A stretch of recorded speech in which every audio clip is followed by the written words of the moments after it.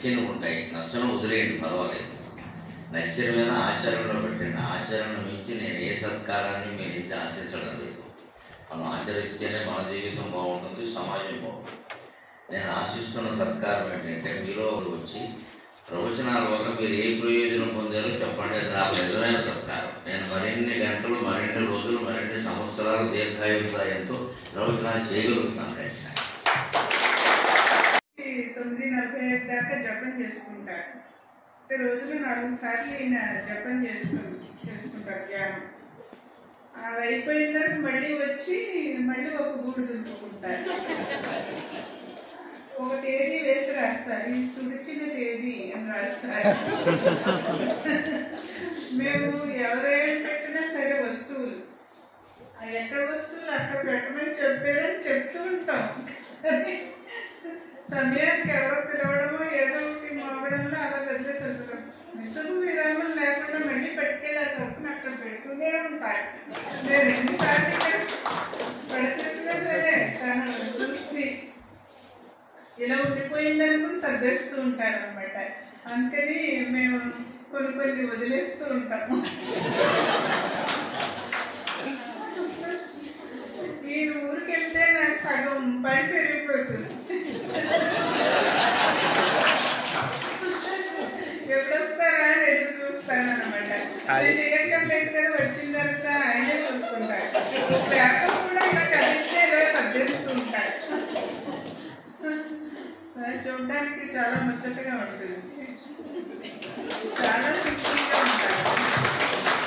నేను గ్లాసు మంచినీళ్ళు కూడా ముంచి ఇవ్వక్కర్లేదు, ఆయనే వచ్చి ముంచుకుంటారు. ఇవ్వక్కర్లేదు, నేను తీసుకుంటాను.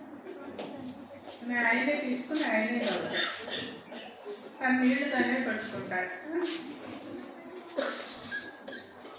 అలా ఎన్నో ఉన్నాయి చెప్పాల్సినవి. తన బట్టలు మనకెట్టుకుంటూ పద్యాలు పాడుకుంటూ ఆనందం. ప్రసంగానికి ముందు ఒక 2-3 రోజులు ముందు నుంచి చదువుతూ ఉంటారు. ఒక 2-3 రోజులు ఏం చెప్పాలి జోడించి అని తను సాధన చేస్తూ ఉంటారన్నమాట. ఆ సాధన చేసేటప్పుడు ఇంట్లో సగం ప్రసంగం చెప్తూ ఉంటారు. నాకు కొత్తగా ఉండదు. ఇలా వచ్చేసరికి ఇది నేను ఇంట్లో ఆల్రెడీ విన్నదే. అలాగా తను సాధన అంతలా చేస్తేనే కానీ చెప్పరు. నేను ప్రతి ప్రసంగానికి ఇంచుమించు ఊళ్ళో అయితే నేను వెళ్తాను. ఈ రోజు అదే ప్రసంగం ఉంటే మళ్ళీ మరుసటి రోజులో వేరే ఇంకో ప్రాంతాల్లో అదే ప్రసంగం ఉంటే ఈ ఉదాహరణలు ఏమీ ఉండవు, మళ్ళీ వేరేవేవో. ఒక నాటకం రాము. నేను కూడా ఈయన జపం చేసుకుంటూ ఉంటే ఏదో పారాయణ చేసుకుంటూ నాకు మంచి పుస్తకాలు ఇచ్చారు మా వారు చదువుకోమని. ఈయన వల్ల చాలా పుస్తకాలు చదివాను నేను. దగ్గర నుంచి రామకృష్ణ పరమహంస జీవిత చరిత్ర, నేను రామకృష్ణ పరమహంస డివోటీని. అందుకని ఈ పుస్తకాలు చదువుకోను అన్నారు.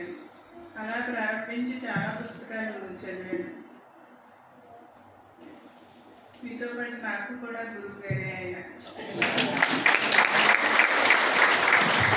తెచ్చుకున్నది ఇంత అన్యోన్యంగా మాకు ఇవాళ మీరు ఆధ్యాత్మికమే కాదు బట్ లైఫ్ లెసన్స్ మీరు అంటే మంచి దంపతులు మాకు లైఫ్ లెసన్స్ నేర్చుకున్నామండి. Both of you compensate each other. చాలా బ్యూటిఫుల్గా చెప్పారు.